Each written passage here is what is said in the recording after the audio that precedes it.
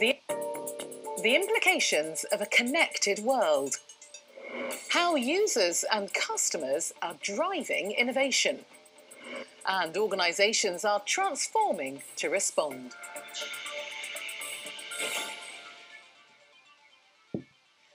Hello and welcome to Outside Innovation, a programme that looks at how user and customer connectivity is changing the way businesses manage innovation.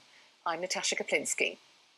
We begin with a report on the impetus for innovation shifting from inside R&D and product development departments and into the realms of the individual user. Increasingly, user frustration and input, aided by connected digital technologies, is driving advances in the development of products and services. Reporter John Briggs went to Oxford, only to find that the mother of invention is not always where you'd expect to find her. Invention is defined as a new, useful process, machine or improvement that did not exist previously and is recognised as the product of unique intuition and genius. So we're better to be inventive than the hallowed halls of one of Britain's oldest universities. But the truth of the matter is that product innovation and invention is much more likely to happen as a result of frustration on the part of the user than it is if you have a huge R&D department. If you think about users, they're closest to the problem that they want solved. They have a high incentive for innovation. They want the thing to work. It matters to them. And they don't care if it's perfect, as long as it moves them on that journey towards solving their problem. Someone like James Dyson's an interesting example. Very famously, he was annoyed with his vacuum cleaner, so he said, I'm going to make a better one. That was fine as an idea. That's the frustrating starting point. It took him about 5 years and about 5,000 messing around prototypes, moving towards what eventually became his solution, the Dyson that we know and love. And it was user frustration with the haphazard system to deliver intravenous anaesthetic to his patients that led Dr. Tim Kraft to create his own system.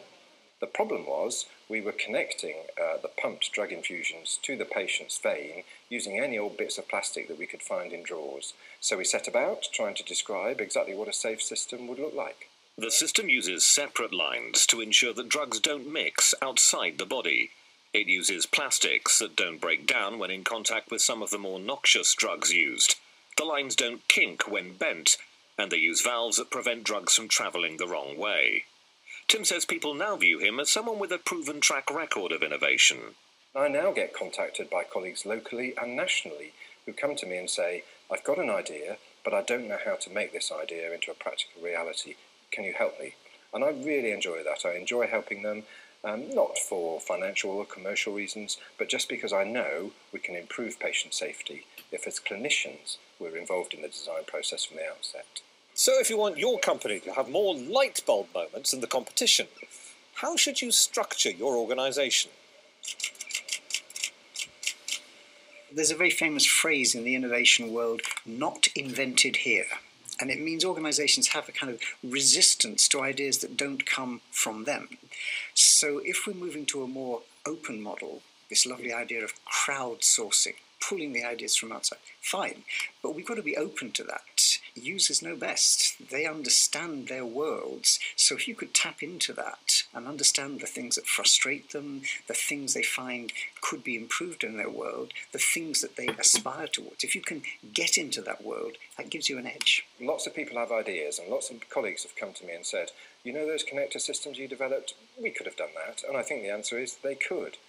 The difference is, whilst lots of people have ideas, not many people take them on to become a commercially viable product, for instance. So maybe that's what's meant by an innovator. I think one of the things that we've done for a long time is specialise innovation. It's a bit like James Bond, licensed to innovate. So I'm product development or R&D.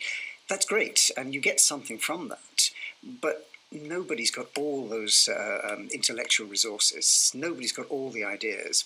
So I think the idea increasingly we're seeing is if we can open up the innovation process, there's a lot more people could play a role.